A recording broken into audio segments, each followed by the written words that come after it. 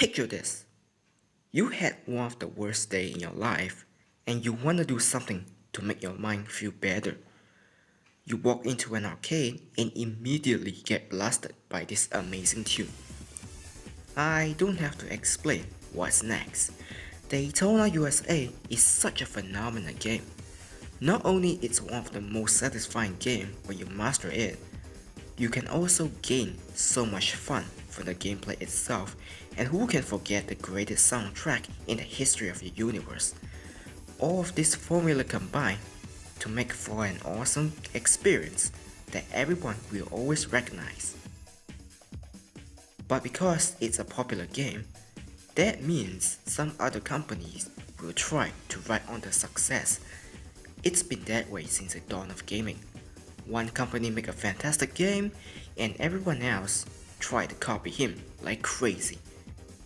Upon my long research, I came out with a bizarre list of games that try so hard to imitate Daytona USA, and you won't believe what I came across. So today, I will be taking a look at 5 of them. And let's play a game. I want you all to try to guess what are those games by commenting below right now your top 5 prediction. No cheating. If you can guess right, then you just won yourself sense of pride. Anyway, let's begin.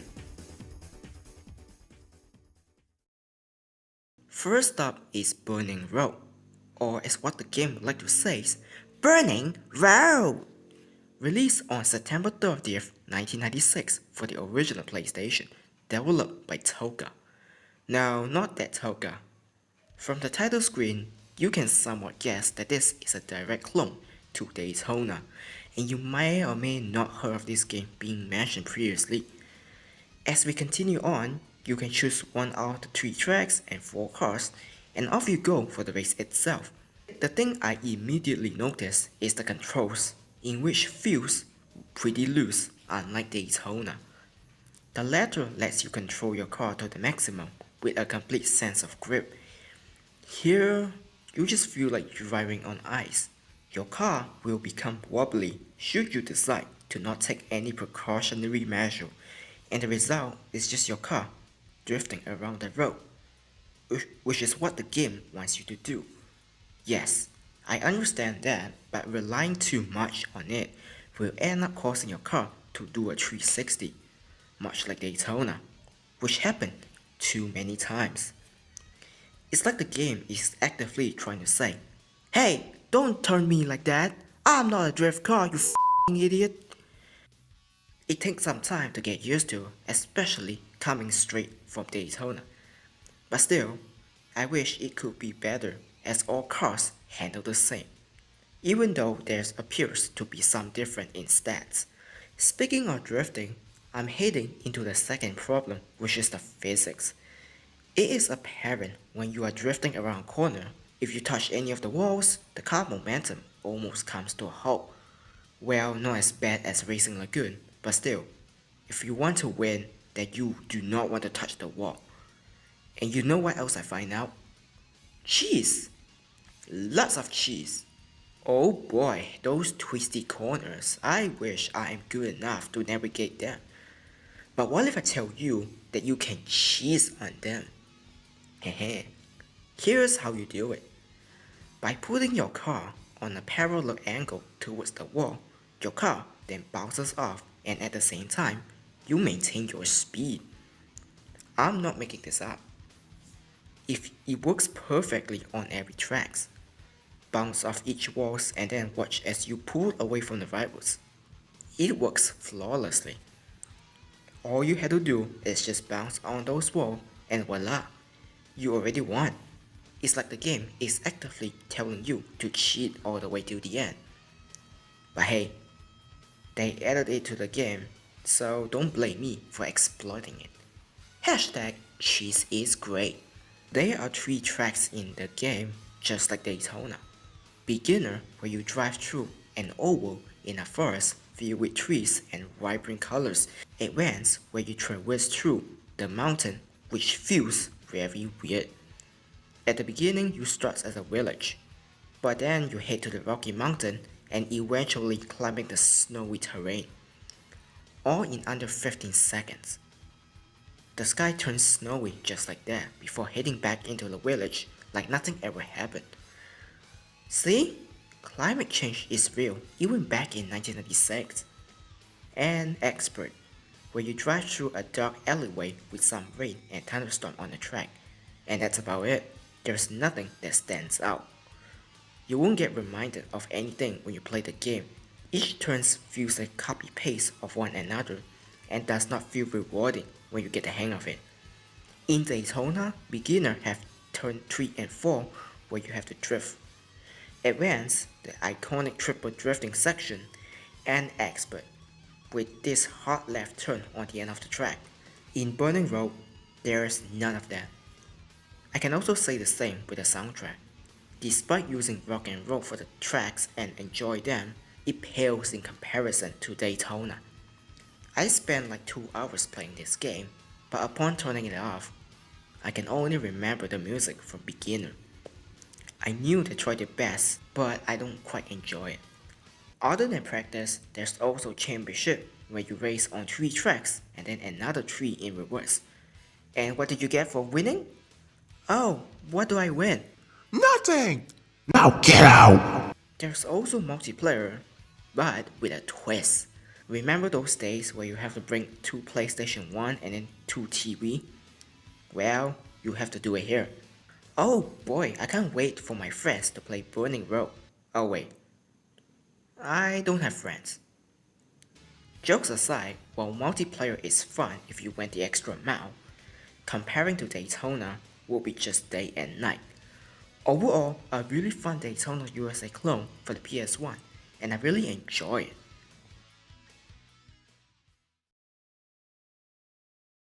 Now, before I head into the next one, I have a little confession. I haven't watched Speed Racer. I know. It's because I never even heard of it. Okay, put the pitchforks down. In case you all don't know, for me at least, Speed Racer is originally released back in 1966, mostly famous because of the anime, and apparently many people enjoy it. Hey, remember when I posted on my Twitter about my first viewing on Speed Racer? I watched the movie and hated it. It is awful. I saw a lot of people praising it as the greatest movie to ever be released, but for me, I just don't see it. If I upset any of the viewers, I am sorry. Anyway, back to the main topic. Speed Racer did get some video game releases, and one of them is released on February 28, 1998 for the original PlayStation, developed by Graphic Research. Okay, so there's the iconic Mark V, select my track, and off I go to race. Hello there. What do we have here? Guess what? This also means another Daytona clone. Same screen graphics, same map, and same presentation. But what about the gameplay? The car itself is pretty responsive no matter what direction you're heading, albeit twitchy. You gotta be gentle since the car is sensitive. Very sensitive. To the point of spinning out becoming a normal occurrence. It takes some time to get used to, but the twitchiness could be a chore. See, even the lizard agrees. There is also an inventory where you were able to cycle through different weapons to be used against other rivals, which reminds me of Kid from Knight Rider. You can jump, cutting down some trees with a blade and grip, which makes the car more slower and more uncontrollable. I don't think this actually improves my grip. Some weapons are unrechargeable, so you have to plan it strategically.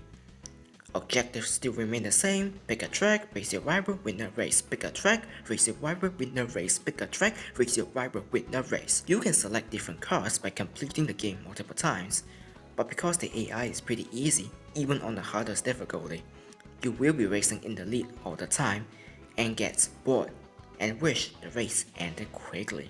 It's even worse when you already beat the game and the game doesn't tell you that you already unlocked any cars.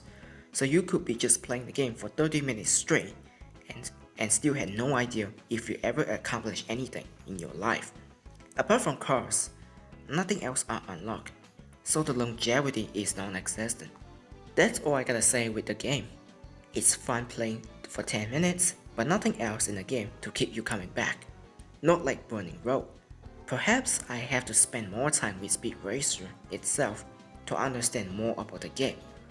But until that day comes, this game is just okay. Moving on from PlayStation, let's jump into the arcade scene where all the cool stuff happen normally. Atomic Wave is one of them. Here's a little history. Originally announced in 2002, before being released a year later by Sammy, it is based off Sega ill-fated Dreamcast and also sharing similarities with the Sega Naomi arcade board, but doesn't have any expanded RAM as opposed to the Dreamcast. Sammy wanted to keep the system as a standalone title, but Sega merged with them in 2004. So that's the short history of Atomic Wave. No need to thank me. Maximum Speed is released in 2003 by Sammy. The classes are divided into 3 categories: not sprint car, not camping truck, and not indie car. You then can select whether you want a fast car, a grippy car, or the neutral car. For me, I always stick with the fast car because, well, the title says so. And off you go for the race. As usual, overtake rivals and beat the time. You know the drill already. This time around, you had one annoying AI that always stick right behind you. The rubber banding is absurdly unfair, which reminds me of Paul's challenge. It doesn't matter if you crash him out, he keeps coming back just to piss you off, and it is not fun watching him stealing your podium at the last minute. God f***ing damn it! The control for the most part do what it should do. Pretty okay according to your input. What's not okay though is the sound effect. Someone must have fetish with that sound. It's already bad enough with the music being really bland, and now you have to make it so that we hear that sound all the time. Why? Let's not forget that the racetracks are also uninspiring, featuring oval, road cars. You thought NASCAR is pretty boring? Well, for the most part it's still enjoyable. Well, wait till you try this. There's nothing special in any other tracks, and unlike Daytona or Burning Road, we try to stood out with a fantasy track that doesn't exist, here it closely mimics real life and the result is, well, you can see it. Even worse, most if not all of the tracks uses the same approach. You don't need to step on the brake even once, as you can turn your car as much as you want thanks to the steering wheel. And before you ask, no. All 3 classes handle the same. Even if you use the fastest one, like the not indie car, you can even get through them without using the brake even once, which makes the game unrealistic. Oh, who am I kidding? It's an arcade game. Realism doesn't exist. Apart from one track where you need to slam on the brake, the rest is pretty much self-explanatory. Like, look at this. Doesn't matter which car I use, I can get through them like nothing ever happened.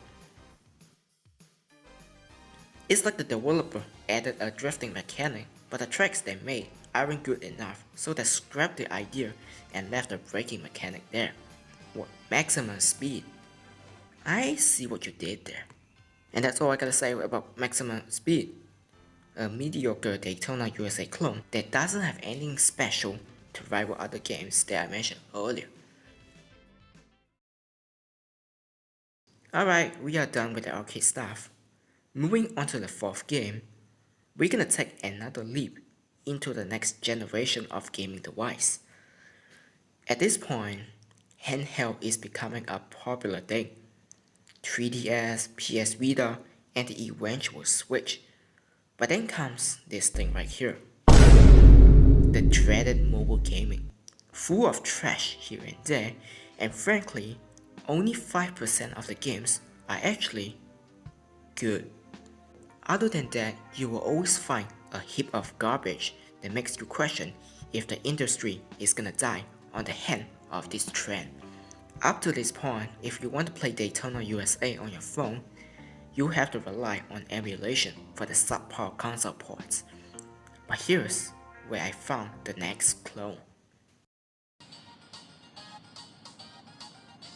Your eyes doesn't deceive you. I know it's a nightmare, but it is actually real. Daytona is developed by VKR Games in 2015. And you might be thinking, this is just a title screen, maybe the game will be better. 3, 2, 1, go! I f***ing regret playing this trash. The graphics looks awful even by mobile game standard. Up to the point, there are other mobile games that look better than what we have here. I understand that the developer wants to mimic the graphics of the arcade version, but putting both side by side, you can see what I mean. Horizon Chase, for example, also released in 2015, but looks miles better. One small good detail though is the screen graphics, which the developer able to port successfully to make the player remember that they're still playing a Daytona USA clone, but that's still not enough to hide the fact that the gameplay is abysmal. In Daytona USA, the original, cars have some wake to make it feel like you have full control over the car and behave when you gave him the order. But here, there's no wake at all, as the car remains twitchy like burning road, but at least in that game you can control it. Here, a tiny tap on the car will send them towards the respective direction, and in this game, you don't just tap the screen to drive, you have to rely on the brake button to even execute drift. Remember when you have to step on the brake before turning the steering wheel in order to drift? Well, forget all of them because you are being told to use the brake all the freaking time. If you want to blast through the tight section, you saw this tight left-hander, right? Tap to drift to turn. You saw this turn in Dinosaur Canyon? Well, just tap the brake, just tap the brake, just tap the brake, just tap the brake. All of the sheer amount of satisfactory of drifting does not exist because all you have to do, just tap the brake. And also, who doesn't like this noise again? It feels unrewarding knowing that you spend so much quarter on the arcade game in order to drift. But then comes this one where you could just master it in 5 seconds. F***'s sake. Imagine 10 years from now when your kid is playing Daytona on the phone and brags about how he mastered the expert track easily. And here you are, just finally beating the track for the first time. I would tell him to go get some sleep. As if the game is not bad enough, you then have to deal with the awkward physics which will annoy most of the players. Coming into the contact with another car will just knock you back few frames or toss you around to another position. You get damages as usual, but the way you cause it is unnatural. Not to mention, you can't even flip your car if you went straight into the wall. You just bounce off to another angle of another wall, which is ridiculous. Which reminds me of Burnout Legends DS. We don't talk about that. The presentation feels very lazy, especially for the main menu itself, all the way to the gameplay, and I feel like there could be more effort being added. Yes, the developer added new tracks along with new ability to race at different time of the day, which means you could see the transition of day to night, which is pretty good, but still doesn't take away from the fact that all the problems I mentioned above ruin the chances for this game to be good. Oh yeah, the game was initially released in 2015, but then reworked until this year, and the result is still disappointing. Alright, I had enough with that trash, but we still got one more game to go, so let's wrap this up. Anyway, hope the next one will be better. Alright, install and play.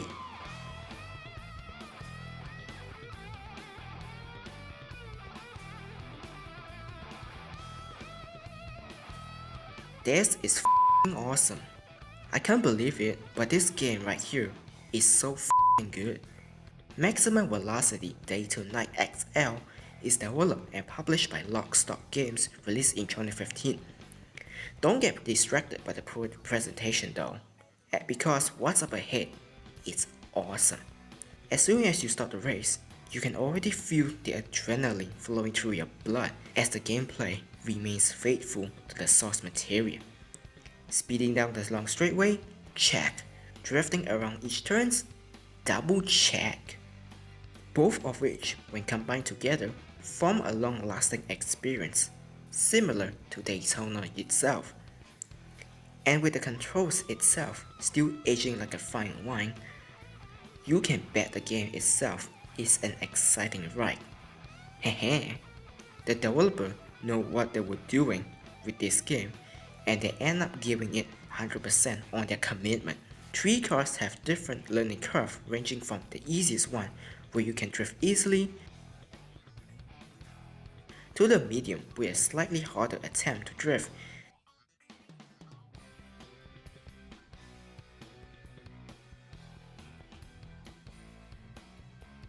to the hardest one, where you have to tap on the brake in order to drift. Each of them provides different experience that makes it so that the player will have different approach upon playing the game, and it's up to the player to try out their strategy. The total of 7 tracks are also fun to drive on, especially when you have a car that drifts a lot that you can rely on.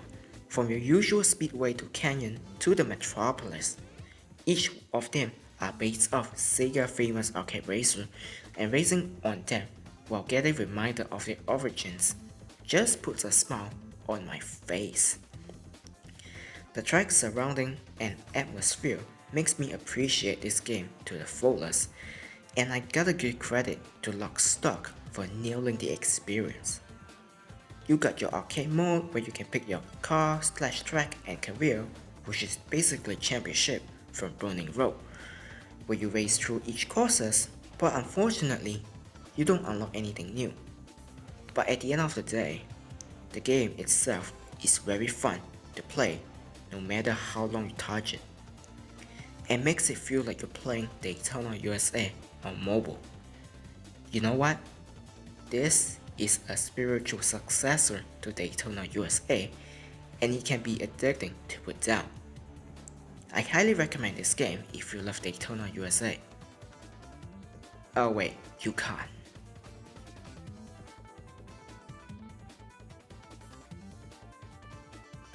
Now before I wrap up this video, here's a honorable mention for games that I just don't have time to talk about today. Explosive Racing! A sequel to Burning Road. Yup, they even make a sequel a year later. However, the gameplay and controls still remain the same as the prequel, so there's not much to talk about. Scud Race. Sega attempt at making a clone of Daytona USA, which actually succeed. Driving actual race cars on those tracks are satisfying, but sadly, it never get ported to console. Thanks for that, Sega. Ultimate Race Pro. Controls mostly the same as Daytona USA, where you drive through different locations and drifting through different turns. Speedway Racing. A poor attempt at copying Daytona USA. It's low budget and it plays horribly too. Not even worth your time looking at it. And finally, 90s Arcade Racer. A love letter to Sega classic racing game. The gameplay and graphics look promising, and you can see the dedication by the indie developer. But it will never get released. Why? Well, you can thank this company.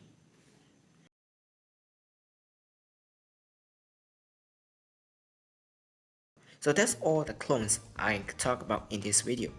5 of them have their different specialties, and while some of them have their dark side, the other try their best to stand out on their own by presenting new and unique mechanic, and I feel like those developers try their best to show that they could actually make a clone of Daytona USA. Although nothing will ever compare to the likes of Daytona USA, the original. it's still fun to take a look at the past where some of the developers are brave with their idea.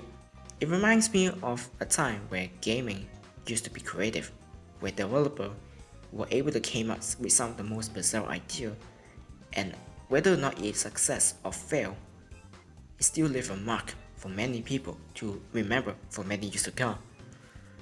Unlike nowadays where everything was so focused on realism that it kills the fun of gaming, in my opinion. If for whatever reason you wanted to play this game so badly, well, you can try that, but don't expect the full quality that is Daytona USA. That's all I gotta say with this video. If you enjoy what you see, be sure to like, share, and subscribe, and turn on the notification bell so that you don't miss a thing. Oh, did you guess all of them right? If you don't, here's the punishment. Subscribe and share my channel to everyone. And if you have any opinion on those 5 games I mentioned, let's have a discussion in the comments. If you like to follow me what I'm doing, be sure to follow me on Twitter. Thank you for watching, and I will see you all next time.